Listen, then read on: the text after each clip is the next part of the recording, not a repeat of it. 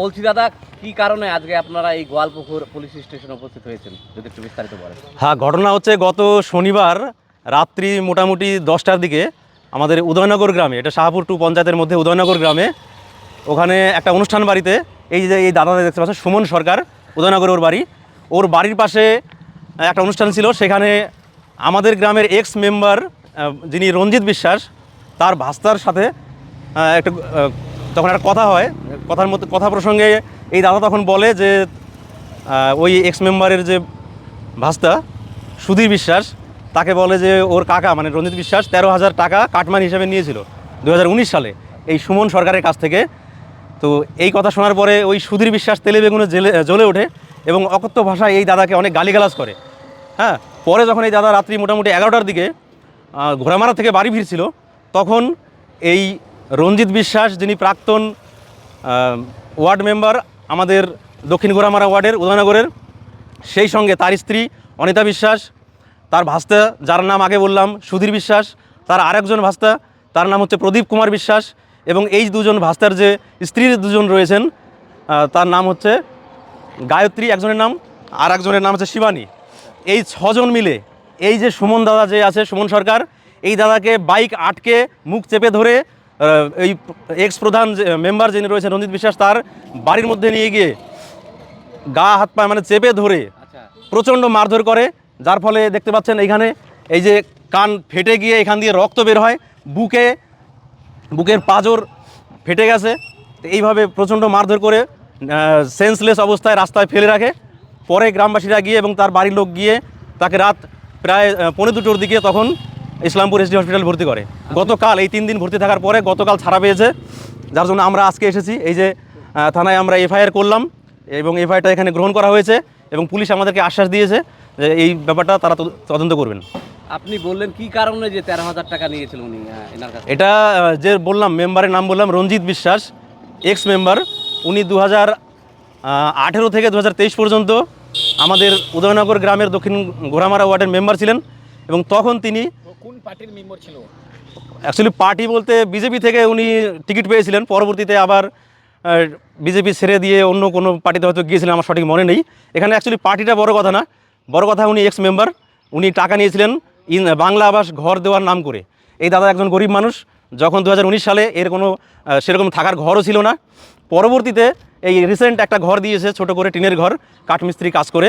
কিন্তু যখন টাকাটা দিয়েছিল অনেক কষ্ট করে 13,000 টাকা দিয়েছিল, এমন মোট কথা দিতে বাধ্য হয়েছিল, কারণ তারা প্রেশার দিয়েছিল যে টাকা না দিলে ঘর পাওয়া যাবে না, সেই জন্যই দাদা টাকা দিয়েছিল। টাকা ঘর কি পেয়েছে দাদা? না, ঘর এখনো পায়নি। ঘর পাইনি না।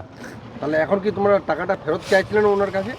টাকাটা তো এখন মানে মুখ্য কথা না, ব্যাপার হচ্ছে টাকাটা কিন্তু দাদা ফেরতও যায়নি, কথায় কথায় ওখানে টাকার কথাটা উঠেছিল, যার ফলে ওদের মান সম্মানে আঘাত লাগে। হ্যাঁ, যে টাকাটা কেন, টাকার কথা কেন বলছে, এই কথাতে তাদের মেম্বার যে এক্স মেম্বার আছে তাদের মান সম্মানে আঘাত লাগে। যদিও কি মান সম্মান আছে আমি জানি না, কারণ এই যে টাকা নিয়েছে আমাদের গ্রাম থেকে, আপনারা সাংবাদিক যদি একটু খোঁজ নিয়ে দেখেন তাহলে দেখতে পাবেন আরও অনেকের কাছ থেকে এইভাবে টাকা তারা নিয়েছে। এবং উনি একজন মাতাল, বদ্ধ মাতাল, দিন রাত সবসময় লোড হয়ে থাকে। আপনারা গ্রামে গিয়ে একটু খোঁজ নিলে বুঝতে পারবেন। সেই মাতাল এবং তার ভাস্তে একজন গুন্ডা, ঠিক আছে, সেই সুধীর বিশ্বাস। শুধু আজকের এই ঘটনাটা না, এর আগেও আমাদের গ্রামে তারা এইভাবে মারপিট করেছে এবং মারপিট করে তাদের একটা বৈশিষ্ট্য যে পরবর্তীতে তারা টাকা পয়সার বিনিময়ে গ্রামবাসীদের সাথে ম্যানেজ করে নিতে চায়। এবারও আমাদেরকে অফার দিয়েছিল যে আপনারা, তারা যখন শুনতে পারলো যে আমরা থানায় যাচ্ছি আজকে, তো ওনার গ্রামের লোকজন মারফত অফার দিয়েছিলেন যে এইভাবে থানায় না গিয়ে গ্রামবাসীরা বসে মিটমাট করে নিতে। কিন্তু আমরা এবার সেই প্রস্তাবে রাজি হইনি। আমরা আইন নিজের হাতে তুলে নেব না, আমরা আইনের উপর পুরো ভরসা আছে আমাদের। আমরা চাই আইনে যেটা আছে সেই অনুযায়ী তারা শাস্তি পাক। এখন কি দাবি আপনার? আমাদের দাবি এই যে বেধড়কভাবে দাদাকে মারা হয়েছে, অ্যাটেম্প টু মার্ডার, এর যেন পূর্ণাঙ্গ তদন্ত হয় এবং সেই তদন্তে তাদের যে 6 জনের নাম আমরা বললাম, রঞ্জিত মেম্বার মানে প্রাক্তন মেম্বার এবং তার যে গুন্ডা বাহিনী রয়েছে, এই গুন্ডা বাহিনী যেন তারা উপযুক্ত শাস্তি পায়। এখন সরকার পরিবর্তন হয়েছে, নতুন সরকার এসে বর্তমান যে বিজেপির রাজ্য সভাপতি রয়েছেন, তারা বলেছেন যে কোনো পার্টির রং দেখে নয়, সবাইকে যেন আইনের আওতায় আনা হয়, যে কোনো দুষ্কৃতিকারীকে। আমরা এই কথার উপর ভরসা করেই থানায় আসলাম। আমরা চাই যেন এই অপরাধীদের দৃষ্টান্তমূলক শাস্তি হয় এবং ভবিষ্যতে যেন তারা এইভাবে গ্রামবাসীদের উপরে, সাধারণ নিরীহ মানুষের উপরে এরকম যেন অত্যাচার করতে আর সাহস না পায়, এটাই আমাদের দাবি। বলছি দাদা, আপনি যেভাবে বললেন ওনাকে রাতের অন্ধকারে হামলা করা হয়েছে, দেখা যাচ্ছে যেভাবে আমাদের ক্যামেরায় ধরা পড়ছে ওনার আঘাত লেগেছে, ওনার তো যে কোনো সময় মৃত্যু হতে পারতো। কি বলছেন? হ্যাঁ, অ্যাটেম্প টু মার্ডার তো। এখানে রাতের অন্ধকারে এমন কাপুরুষ যে 3 জন মহিলার আশ্রয় নিয়েছে এবং সামনে রেখেছে মহিলাদেরকে সামনে নিয়ে যারা পিছন থেকে যে মারধর করেছে, এমন একটা অভিনয় ওখানে সাজিয়েছে এবং ওরা ক্যামেরাও করেছে যে এই দাদা যদি কিছু বলে বা সারানোর চেষ্টা করে তাতে মহিলাদেরকে আঘাত লাগবে এবং সেই ভিডিওটাকে ওরা ভাইরাল করে দেবে, এরকম একটা চক্রান্ত করেছে। যদিও সেই দাদা মার খেয়েও বুদ্ধিমানের একটা পরিচয় দিয়েছে যে এরকম সুযোগ তাদেরকে করে দেয়নি। আমরা চাই এই পুলিশ প্রশাসন, আমরা আইসির সঙ্গে কথা বললাম, তিনি আমাদেরকে আশ্বস্ত বলেছেন অতি দ্রুত ব্যবস্থা নেবে। আমরা সেই আশায় আমরা রয়েছি। তা আপনারা দেখুন বিভিন্ন জায়গায় এখনও আঘাত রয়েছে। হ্যাঁ, আমার নাম নির্মল সরকার, আর এই যিনি ভিকটিম তার নাম সুমন সরকার। আগে রাত্রে আপনার যে শ্রীপুর এবং উদয়নগর এলাকায় আপনার উপর হামলা করা হয়েছিল, আপনারা সেই অভিযোগ করেছেন, থানায় আজকে এফআইআর দায়ের করলেন। কিভাবে কি হয়েছিল যদি বলেন। বিশেষ করে ওই বলেছিলাম মুখে মুখে আর কি, টাকা নিয়েছিল 13,000। তো তারপরে বলার পরে তেমনি তো সব মিটমাট হয়ে গেছে, ওখানে আর কিছু হয়নি। তো একটা কাকু ছিল, ওই কাকুটা আমার সঙ্গে ছিল, তার নাম হচ্ছে নারায়ণ বৈরাগী। তো ওই কাকুটাকে ছাড়তে গিয়েছিলাম আমি ঘোড়ামারাতে।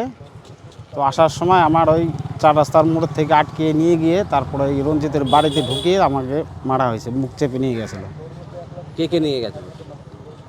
সবাই মিলে মারছে। পরে প্রথমে ছিল সুধীর, তারপর ওর দাদা, তারপর ওর 2 মানে ওর বৌদি আর নিজের বউ, তারপর ওই রঞ্জিত মেম্বারের বাড়িতে নিয়ে তারপরে আমাকে এই মুখ চেপে তারপর মারধর করা হয়েছে।